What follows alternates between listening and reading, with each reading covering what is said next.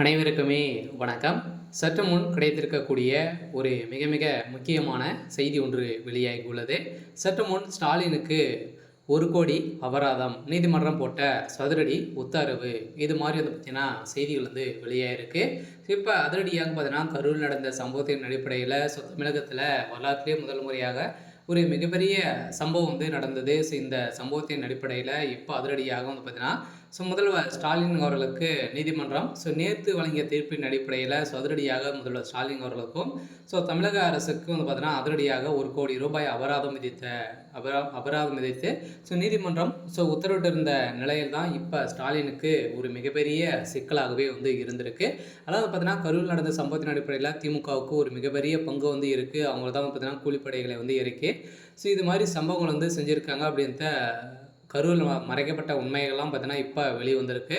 இந்த சம்பவத்தின் அடிப்படையில் நேற்று இந்த ஆதாரங்கள்லாம் வைத்து நீதிமன்றம் வழங்கிய தீர்ப்பின் அடிப்படையில் முதல்வர் ஸ்டாலின் அவர்களுக்கு 1,00,00,000 ரூபாய் வந்து அபராதம் விதித்து இருக்கிறதாக ஒரு தகவல் வந்து வெளியாயிருக்கு.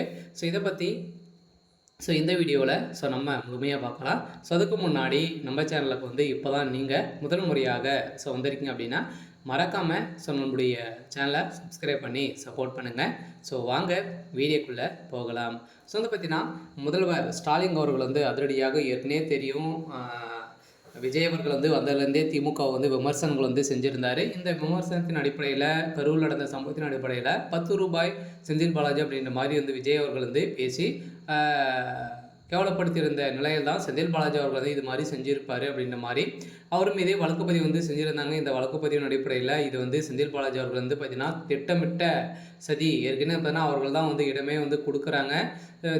திமுகவுடைய மேலிடத்தில் தான் வந்த சம்பவத்தின் அடிப்படையில் எங்கெங்கே வந்து ஆட்கள் வந்து இறக்கணுமோ அங்கங்கே வந்து பார்த்தீங்கன்னா கரூரில் நடந்த சம்பவத்தின் அடிப்படையில் திமுக சேர்ந்த நிர்வாகிகள் வந்து இறங்கி ஒரு மிகப்பெரிய கலவரத்தை வந்து உருவாக்கி அதில் வந்து பார்த்திங்கன்னா மக்கள் உயிர்கள் தான் வந்து போனது. இந்த நிலையில் மக்கள் உயிர்களை வந்து வைத்து இந்த திமுக ஒரு மிகப்பெரிய நாடகம் வந்து ஆடிட்டு இருக்காங்க. இந்த நாடகத்துக்கு தான் முற்றுப்புள்ளி வைக்கும் விதமாக நீதிமன்றத்தில் வந்து பார்த்தீங்கன்னா விஜய் அவர்களுக்கு ஒரு மிகப்பெரிய வெற்றி பெற்றிருக்காரு.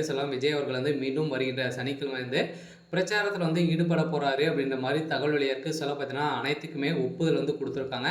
அதில் விஜய் அவர்களுக்கு மேலிடத்துலேருந்து பார்த்தீங்கன்னா ஒரு மிகப்பெரிய சம்பவம் வந்து இருக்குது. பார்த்தீங்கன்னா பாஜகவுடன் கூட்டணி வைக்க போகிறதாகவும் ஒரு பரபரப்பான தகவல் வெளியாகி வருது. பார்த்தீங்கன்னா அமித்ஷா அவர்கள் வந்து போட்ட உத்தரவின் அடிப்படையில் இப்போ திமுகவே பெரும் அதிர்ச்சியில் தான் வந்து இருக்காங்க.